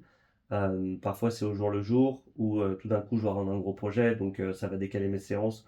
Du coup, je vais les faire plus tard, je vais rentrer plus tard. J'essaye malgré tout d'essayer d'avoir mes heures de sommeil, parce que je pense euh, que ça, c'est pas très intéressant de réussir à faire ta séance si t'es pas capable de l'absorber Mm. et que ton corps puisse l'assimiler. Donc, je pense c'est toujours un équilibre entre les deux. Euh, et maintenant, je pense par rapport à avant, là où avant je faisais toujours tout au détriment parfois de ma récupération, maintenant j'ai l'impression que j'arrive un peu plus à prioriser et à me dire, ok, aujourd'hui, quels sont les éléments essentiels que je devais faire. Au niveau de la séance, il fallait que je fasse, c'était peut-être une très grosse séance qui allait me prendre 4 heures, 5 heures. J'ai pas le temps, j'ai seulement 3 heures pour la faire, ce qui est déjà bien, mais par rapport à ce que j'avais prévu, c'est quand même moins. Mm. Ok, comment je fais pour cibler quels sont les stimuli que je cherchais aujourd'hui, quelle était la valeur, quel était le sens de la séance que je devais faire aujourd'hui, en extraire l'essence et dire, ok, en fait, ça je peux enlever, ça c'est mon nécessaire, ça je peux raccourcir, pour faire en sorte que tout rentre. Donc, au global, t'as pas de secret. C'est au quotidien, tu cherches à aller à l'essentiel de ce que tu veux faire, en travaillant Oui, sur tes projets importants. et puis au global, je pense que les habitudes, c'est quand même toujours un raccourci. En fait, une habitude, c'est de la charge mentale à un moment. Mm. Si tu as quelque chose que tu fais très régulièrement, tu as plein de questions que tu te poserais habituellement sur ah, comment je vais faire ça. Ça vient tout de suite en tête, tu le fais tous les jours, et du coup, si tu as l'habitude de rapidement attaquer le boulot, te lever tôt, et ben, c'est déjà du temps gagné, entre guillemets, par rapport à une journée qui n'est pas très structurée. Ouais, tu prêches un convaincu. Toute ma vie est millimétrée. J'ai même poussé le truc au point de faire mon batch cooking le dimanche, comme ça, quand je vais manger, j'ouvre le frigo, je mets la boîte dans le micro-ondes, et puis... Ouais, pendant longtemps, on a fait ça avec ma chérie, où les dimanches, on passait 5 heures à cuisiner les plats de la semaine, parce que je mange beaucoup. Heureusement pour moi, elle était là aussi pour m'aider. Euh, mais en ce moment, on est un peu plus, que ce soit pour les compétitions, la famille, les week-ends, on n'est pas forcément là. Et là, c'est pareil, du coup, on va cuisiner au cours de la semaine, et ça va être un peu au vol. L'idée, c'est de réussir à tout faire et qu'à la fin de la semaine, ben, l'essentiel de ce qui avait été prévu a été réalisé, quoi. Du coup, ça veut dire que t'es OK avec ne pas réaliser des trucs, mais si c'est pas essentiel. Ouais, maintenant je suis ok. Avant je l'étais pas. J'étais beaucoup plus absolutiste dans le sens où il fallait que... C'est vraiment de la psychorigidité. Il fallait que je réalise ça Et peu importe si ça allait me faire coucher à point d'heure, si j'allais dormir à 3 heures et me lever à 6 le lendemain. Maintenant, on va dire que j'ai une pratique qui est plus intelligente où je sais que je peux pas trop ronger sur mon sommeil et ma récupération générale. Mm. Et du coup, je vais accepter de lâcher du lest. Il y a un côté un peu laisser aller où bah, c'est pas grave si t'as pas réussi à tout faire. Ce qui compte, c'est que tu fait le plus important. Et c'est ça qui va faire la différence au long terme. Et du coup, ça m'amène sur ma prochaine question. Je crois que tu as partiellement répondu. C'est t'es partisan de trouver un équilibre journalier sur le long terme ou avoir des extrêmes suivant tes projets, tes compétitions. Tu vois le Ouais. truc? Est-ce que tu peux me la refaire, mais je pense En savoir. gros, est-ce que tu veux faire, on va dire, je sais pas, 2 heures de sport tout le temps, ou est-ce que parfois tu acceptes de faire une demi-heure quand tu es en off-saison et de faire 4 heures quand tu es au max de ta saison? Les sports ou boulot ou autre. Ouais, bah, j'ai eu un gros shift. Au début, j'ai été je fais, comme tu disais, je fais toujours à peu près la même chose. L'avantage, c'est que j'avais ce sentiment de satisfaction de me dire, ah, aujourd'hui, j'ai à faire mon sport, c'est toujours le même, et c'était très facile à organiser parce que toutes mes journées étaient similaires. Mm. Maintenant, j'ai dû accepter que si tu veux performer, il faut que tu aies des variations dans ta charge d'entraînement. Donc, ça veut dire que tes semaines ne doivent pas se ressembler. Pour éviter la monotonie, il faut que tu aies des semaines de surcharge, pardon, des semaines de décharge où tu assimiles, tu récupères et ainsi de suite. Donc j'ai dû accepter que si je veux performer, il faut que je fasse pas tout le temps la même chose. Et puis aussi qu'au niveau professionnel, et puis même en termes, tu parles de création de contenu, et ben, tu as des moments où tu vas devoir donner des coups de collier parce que tu as plus à faire, c'est maintenant qu'il faut créer la chose, qu'il faut rendre le projet, et puis tu as d'autres moments où tu auras un peu plus de temps et de disponibilité. Donc je suis passé maintenant sur le deuxième mode qui est, comme tu dis, accepter d'avoir des variations au cours de ta saison et faire avec. Là, du coup, on a vu au global comment t'en es arrivé à l'homme que t'es aujourd'hui. Quels sont sur, je sais pas, les 5 ou 10 prochaines années, les projets que tu voudrais réaliser ou les challenges que tu t'es lancé? Ouais, ouais, j'en ai plein. Je pense que actuellement, le plus important, c'est de continuer à performer en Aerox. Mhm. J'ai commencé il y a 1 an, j'ai eu des bons résultats et du coup ça m'incite à continuer et à investir ce sport. Et puis je pense que je me garderai toujours quand même un petit peu de temps, même si ça n'a rien à voir par rapport à avant, où je pourrais réaliser des challenges off, des challenges à côté pendant la off-saison, où je peux réaliser d'autres défis un peu plus foufou quoi. Ok. Comme un ultra, C'est ça, 200 km avec 1000 pompes, 1000 dips et 1000 tractions. par exemple. Ok. Et dans tout ton vécu, est-ce qu'il y a une leçon de vie qui t'a particulièrement marqué que tu voudrais nous partager? Hum, J'en ai pas une, mais je pense que j'en ai beaucoup et du coup j'ai du mal à en sélectionner une en particulier. Je pense, croyez en vous, ça serait la première chose, et, euh, et allez casser de nouveau vos croyances limitantes. On se pose tous des limites, il y en a qui sont pas du tout dérangeantes, mais il y en a d'autres qui nous empêchent de réaliser vraiment quelque chose qui nous permet de nous épanouir, de prendre du plaisir. Et je pense qu'il faut pas avoir peur d'aller se confronter. Finalement, moi, j'avais cet esprit contradictoire de me dire, bah, je, si on reprend l'école, j'aimais pas l'école, j'avais du mal à me concentrer, je suis pas fait pour ça, j'aime pas ça, ok, je vais commencer à aimer, je vais commencer à apprendre. C'est pas grave si j'arrive pas à me concentrer, je vais trouver les clés. Euh, et j- Au début, c'est juste de façon très abstraite, et à la fin, finalement, bah, j'en étais à une position où je majorais chacune des matières. Euh, Enfin, j'avais des résultats qui n'auraient été inenvisageables auparavant. Et tu finis par être convaincu de quelque chose que tu croyais pas. C'est-à-dire qu'à la fin, j'avais cet esprit contradictoire de me dire, bah si, j'en suis capable, mais concrètement, c'est pas tangible parce que t'en es pas là, t'en es à galérer. Mm. Mais au moment où tu réussis, bah tout d'un coup, c'est encore un peu comme toi avec le sport. Si tu dis, oh waouh, en fait, j'en suis réellement capable. C'était pas juste une idée dans ma tête de me dire, oui, j'en suis capable, mais je sais pas quand, je sais Mm. pas où, est-ce que ça arrivera. C'est vraiment, oui, j'ai toujours eu ça en moi. Et je pense qu'on a tous. Moi, je suis quelqu'un qui a jamais eu particulièrement de facilité dans quelque chose. j'ai souvent galéré. Et je pense que c'est une bonne chose parce que du coup, comme on en parlait tout à l'heure, j'ai tendance à devoir plus apprendre comme ça. Mm. Et tout ça pour dire, même sans des facilités, on peut réaliser beaucoup plus que ce qu'on imagine. Et on a un potentiel qui est vraiment infini par rapport à ce qu'on pense, quoi. Ouais, je suis d'accord avec toi. Voilà, On arrive sur la fin de l'interview. Ça va durer un peu plus longtemps que ce que je pensais. pas de problème. Là, du coup, l'idée, c'est que je te fais 1 minute de yes no question, Ouais, oui ou non. Et seulement à 2 questions, je te dis si oui, pourquoi. Sinon, juste oui ou non. ok. Lex, il a eu du mal, hein. C'était dur. As-tu eu des regrets sur des choses que tu aurais voulu faire et que tu n'as pas fait? Oui, j'imagine. As-tu eu des regrets sur des choses que tu as déjà faites Oui, aussi? je pense. Est-ce que tu as eu plus de regrets dans les choses que tu as faites ou les choses que tu n'as pas faites? J'ai pas fait. Ok. Est-ce que tes prochains objectifs sont alignés avec l'homme que tu veux devenir? Avec la vie que tu veux te créer? Oui. C'est un bon oui, ça. Il t'a aligné.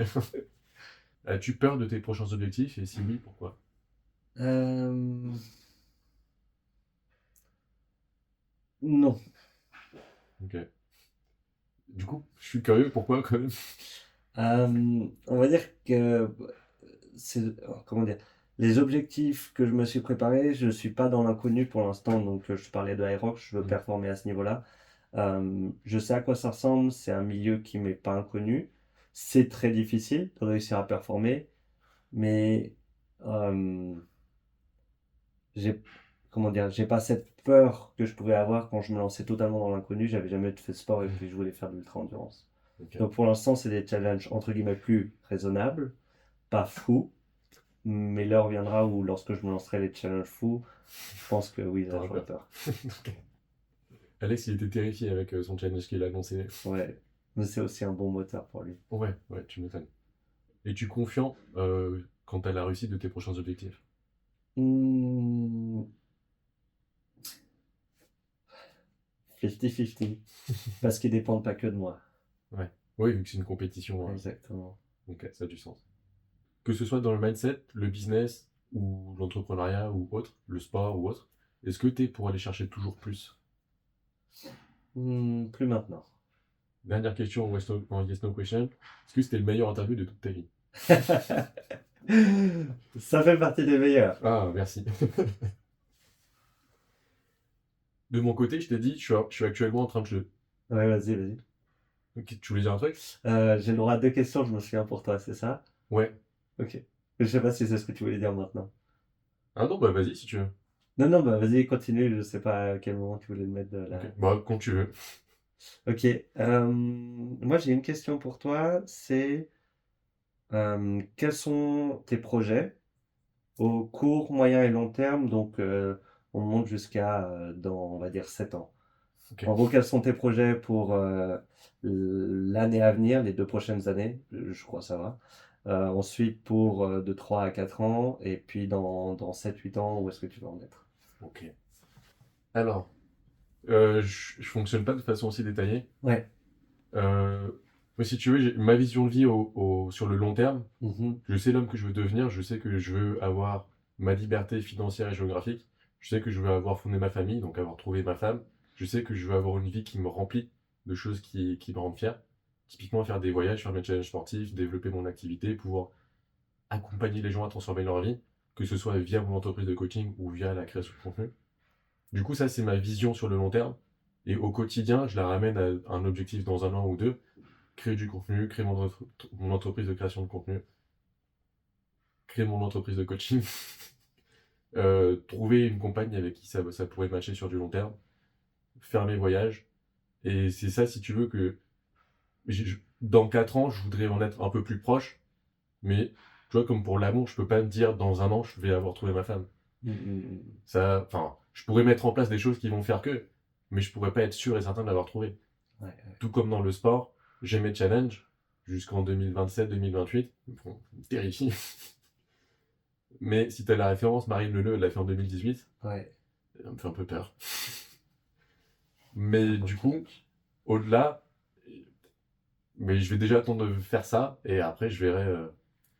Donc tu vois, c'est un mix entre j'avance sur 2, 3, 4 ans et je sais où je veux aller, mais j'ai pas forcément dans 7 ans, je sais pas concrètement où est-ce que je serai. Ok. Je sais pas où est-ce que je vais vivre, je sais pas où j'en serai dans ma vie familiale.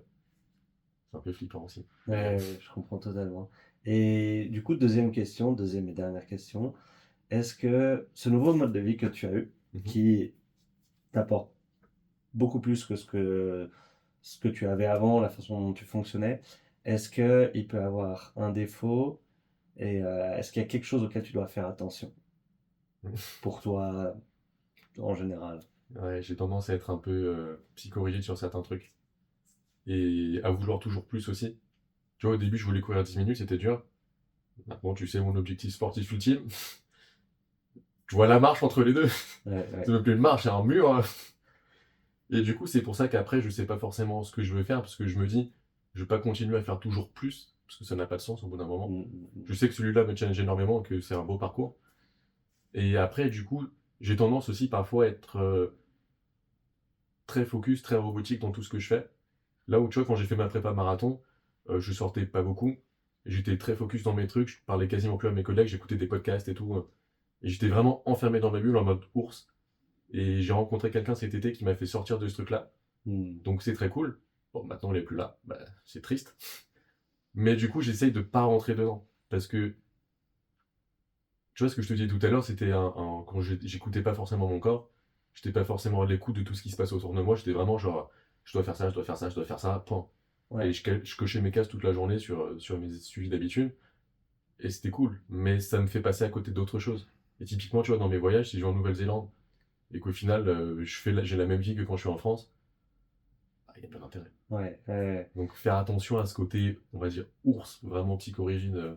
Je suis d'accord avec toi quand on est passionné, tout ce qui sort un peu de notre centre d'intérêt est un peu fade. Ouais. Et on a tendance à moins être ouvert, à avoir, comme tu dis, à s'enfermer un peu dans sa bulle. Et comme toi, moi, je suis quelqu'un qui a des choses qu'il adore, qui veut réaliser, dans lesquelles je veux m'investir. Du coup, je vais écouter des podcasts. Mais je pense que c'est un des risques, c'est du coup de aussi s'isoler et s'empêcher de vivre une richesse qui est à l'extérieur de notre passion. Et du coup, il y a des garde-fous qui peuvent être nos proches, nos familles, nos amis, peu importe. Et puis, à nous aussi de, comme tu dis, je pense faire attention de rester un minimum ouvert. Tu Mm. seras de toute façon moins ouvert que si tu cherchais ce que tu voulais être, parce que maintenant tu as une idée claire, tu as un Mm. axe, tu as une direction, donc tu es orienté. C'est normal du coup d'être un peu moins actif, on va dire, dans les autres domaines, mais je pense que c'est bien de laisser une petite porte, une petite dimension ouverte où tu dis, bah Mm. là c'est pour le monde extérieur. C'est ça. Et c'est aussi pour ça que je te disais tout à l'heure au niveau voyage, je sais pas trop ce que ça va donner parce que je sais que dans tous les objectifs que j'ai, c'est le truc le moins prioritaire. C'est Hmm. important pour moi, mais tu vois, c'est pas important pour moi de voyager pendant 3 ans tout seul en non-stop. Hmm, C'est juste hmm, hmm. important pour moi de voyager seul à des moments. C'est pour ça que tu vas voyager pour moi 1 mois, 2 mois par-ci par-là, c'est ok. Ouais, Si je vois que j'arrive à trouver un équilibre quand je suis ailleurs, si je vois que j'arrive pas, autant rentrer en France. Parce que ça n'a pas d'intérêt du coup de dépenser autant d'argent et d'être enfermé dans un Airbnb en Nouvelle-Zélande. Je vois pas l'intérêt. ouais, totalement d'accord. Ok, très bonne question. T'en as une troisième qui te vient ou... Non, non, bah, j'avais le droit qu'à deux. Je vais pas faire plus. Ok. Du coup, je te l'ai dit, je me lance je lance mon activité pour accompagner des gens à transformer leur vie. Et si tu avais un conseil à donner à quelqu'un qui souhaite se lancer, mais qui a encore peur du regard des autres, qui a peur de se lancer ou qui a des croyances limitantes, quel conseil tu pourrais lui donner pour initier ce Ok, lancement? c'est une remarque que j'avais fait à ma maman quand j'avais 5 ans. J'avais souvent je réfléchissais à quelque chose et puis tout d'un coup je disais tout ce que je pensais. Elle disait maman, mais en fait la honte ça sert à rien, on va tous mourir. C'est Et pas je faux. pense que ça m'a pas quitté depuis ce moment-là, c'est de réaliser qu'il y a euh, des Des forces parfois qui nous empêchent de réaliser des choses. La honte peut en être une, la peur du regard des autres, du jugement. Je pense que c'est quelque chose qui est nécessaire pour le fonctionnement social, de faire attention au regard des autres. C'est pas quelque chose de totalement inutile. Maintenant, je pense qu'on y accorde des fois beaucoup trop d'importance et des fois aussi pour les mauvaises raisons. Et du coup, c'est toujours bien de se rappeler que notre vie est courte, je pense. Je pense qu'elle est jamais trop longue. Au contraire, je pense qu'elle est bien trop brève. On n'a pas beaucoup de temps et ça serait dommage de se freiner juste parce que certaines personnes pensent des choses de nous, mais en fait elles vont l'oublier et puis ça n'a pas beaucoup d'importance, quoi. Et donc, si tu pouvais résumer ça en une phrase courte. De nouveau, la montre ça sert à rien, on va tous mourir. Ok, très bien. Efficace. Pour une prochaine vidéo, qui tu voudrais voir répondre à mes questions à ta place? Ou avec qui tu pourrais mettre en relation pour qu'il puisse répondre à tes questions? Il ou elle? Je t'aurais proposé Alex, mais tu l'as pas vu. Ouais, il y a pas mal de... Il y a beaucoup de personnes que je pourrais te... Alors que tu connais, je crois que tu as croisé Théo Le Guerrier, je l'ai déjà croisé aussi.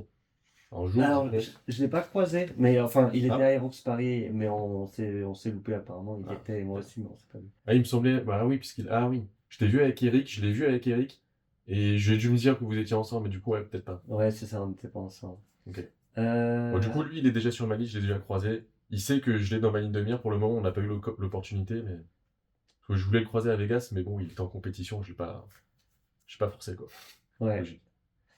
Il y a pas mal de personnes. Tu pourrais interviewer mon partenaire de double, Alan Kao, Mhm. avec qui je fais Aerox. J'ai fait aussi un double avec Bazinga. Lui, je sais pas si tu l'as déjà eu. Je l'ai pas eu, mais il m'a beaucoup impacté Ok. dans mon lancement, dans mon marathon. Ok. On a parlé d'Eric. Tu pourrais interviewer Eric. Ouais, j'ai plein de personnes en tête, mais ouais, je pense que je serais déjà curieux de découvrir aussi, de voir des personnes que je connais pas sur ton podcast. Bon, il y en aura d'autres. Parfait. Mon slogan, c'est ta vie, ton esprit, tes limites. Qu'est-ce que ça t'évoque? Le dépassement de soi, je dirais. Parce que tu as fini par limite, et au milieu, il y avait ton esprit. Donc, ça m'évoque aller chercher ses limites et se dépasser. Eh ben, je te l'ai pas dit, mais c'était la dernière question. Merci à toi, c'était hyper cool d'avoir cet échange avec toi. Merci, Jérém. Et maintenant, place à la séance. J'ai un peu peur. J'espère qu'elle te fait pas peur, parce que ça voudrait dire que je vais être très dans le mal aussi. Non, t'inquiète pas, c'est du classique pour moi. Ok, ça marche. Bon, mais en attendant, nous, on se retrouve dans une prochaine vidéo. N'hésite pas à t'abonner, à partager et à me dire ce que t'en as pensé. Et je te dis à la semaine prochaine. Ciao. Ciao. J'espère que cet échange t'a plu, qu'il t'a fait réfléchir ou même qu'il t'a inspiré. Dans tous les cas, dis-le moi en commentaire. Je te laisse là pour cet épisode. Et rappelle-toi que dans tous les cas, que tu crois en toi ou non, dans les deux cas, tu as raison. La seule personne qui peut choisir, c'est toi. Parce qu'après tout, c'est ta vie, ton esprit et tes limites. Ciao!